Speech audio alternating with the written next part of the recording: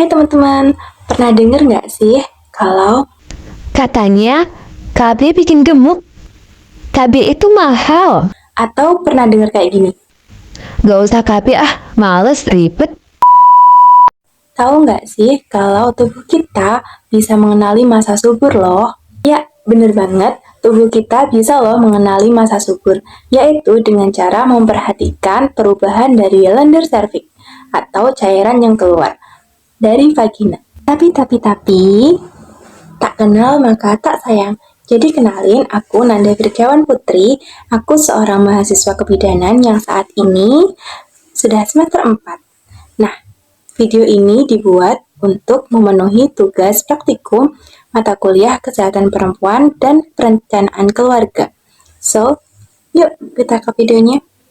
Yuk ketahui hal ini dulu, yaitu yang pertama ada keluarga berencana.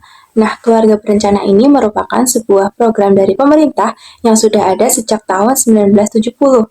Nah, program ini bertujuan untuk mengendalikan pertambahan jumlah penduduk, untuk membatasi angka kelahiran, dan juga untuk mengatur jarak kelahiran, sehingga dapat tercipta keluarga yang sejahtera.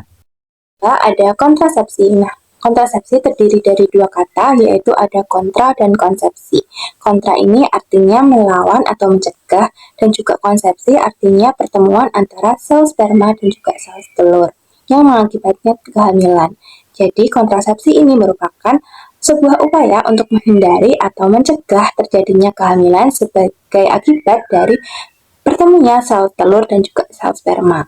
Oke, kita masuk ke pembahasan, yaitu metode lendir serviks.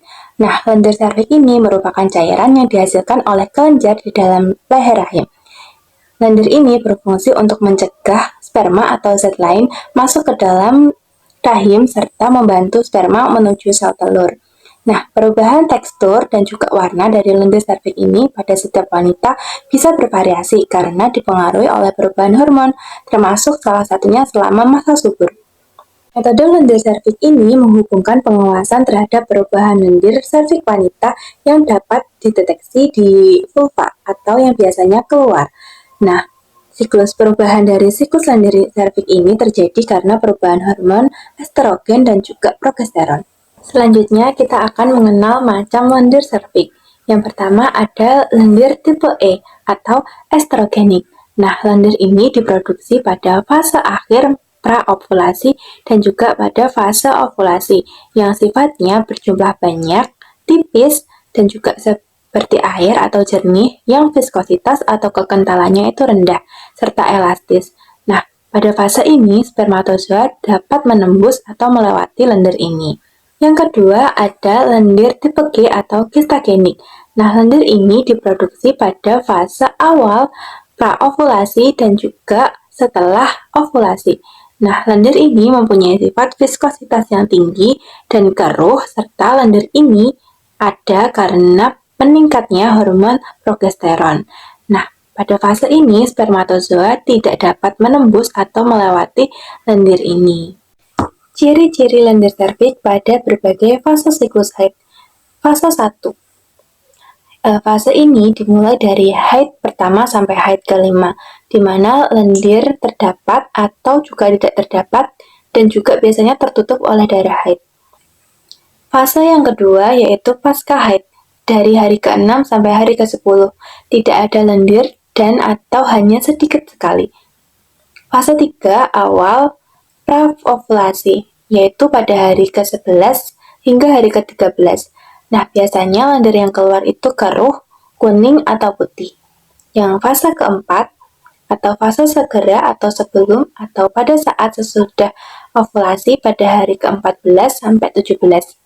Yaitu lendir ini biasanya jernih, licin, dapat diregangkan, yaitu biasanya ditandai dengan hari terakhir fase ini atau fase puncak.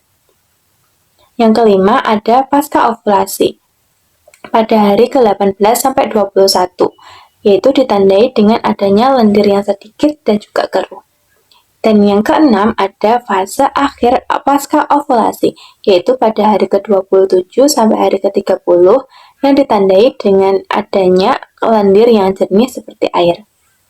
Mengenai efektivitas dari metode lendir serviks, keberhasilan metode ini tergantung pada instruksi yang tepat, pemahaman yang benar, keakuratan dalam pengamatan dan juga pencatatan lendir serviks, serta motivasi dari kerjasama dari pasangan dalam pengaplikasiannya.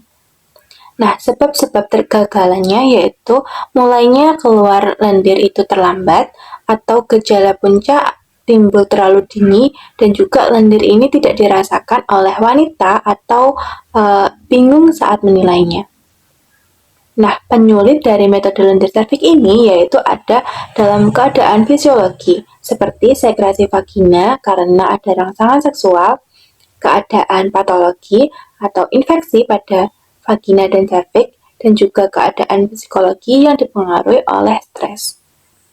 Untuk keuntungannya, metode ini dalam kendali wanita yang memberikan kesempatan pada pasangan untuk menyentuh tubuhnya. Selain itu juga untuk meningkatkan kesadaran terhadap perubahan yang terjadi dalam tubuhnya, dan juga memperkirakan nih lendir yang subur sehingga dapat memungkinkan terjadinya kehamilan. Untuk kerugiannya, metode ini membutuhkan komitmen yang tinggi antar pasangan dan perlu diajarkan oleh spesialis KB alami. Dalam metode ini juga dibutuhkan 2-3 kali siklus untuk mempelajari metode ini, dan juga infeksi yang terjadi di vagina itu dapat menyulitkan identifikasi lendir. Selanjutnya, bagaimana sih cara mengamati lendir serviks? Yaitu yang pertama yang harus disiapkan ada kalender. Kalender ini bisa dari kalender online atau mungkin kalender tulis biasa. Nah, pada saat itu kita harus mencatat setiap kali melakukan pengamatan, dan juga kita harus memberikan sebuah tanda atau kode untuk mengetahui hal tersebut. Nah, misalnya ada tanda bintang atau warna merah yang digunakan untuk menandai hari haid, ada tanda K atau huruf K, atau mungkin warna hijau untuk menandakan masa kering, dan juga ada tanda R atau tanda Dan untuk memperlihatkan lendir subur yang basah atau jernih atau licin dan mengulur. Dan juga ada tanda L atau warna kuning yang untuk menandakan lendir yang tidak subur atau yang kental, putih, keruh, dan lengket. Yang kedua, periksa lendir setiap kali ke belakang atau sebelum tidur. Nah, kecuali ada perangsangan basah pada waktu siang. Setiap malam sebelum tidur, tentukan tingkat yang paling subur dan juga beri tanda pada catatan untuk kode yang sesuai. Yang ketiga ada abstinen atau pantang senggama, sehingga klien akan mengenali hari-hari lendir, mengenali pola kesuburan dan juga ketidaksuburan. Yang keempat, hindari senggama pada saat haid. Dan yang kelima, pada hari kering setelah haid, aman untuk bersenggama selang 1 hari. Yang keenam, hindari senggama segera setelah ada jenis lendir apapun. Tandai hari muncul lendir jernih, lendir licin, mulur, karena itu adalah tanda-tanda dari ovulasi. Dan yang ketujuh, setelah masa ovulasi, hindari senggama paling sedikit 1-3 hari setelah ovulasi. Mungkin itu adalah beberapa materi yang dapat disampaikan. Apabila ada kekurangan atau kesalahan dalam menyampaikan, mohon maaf. Dan juga harapannya semoga video ini bisa menambah wawasan kita semuanya. Akhir, wassalamualaikum warahmatullahi wabarakatuh. Terima kasih.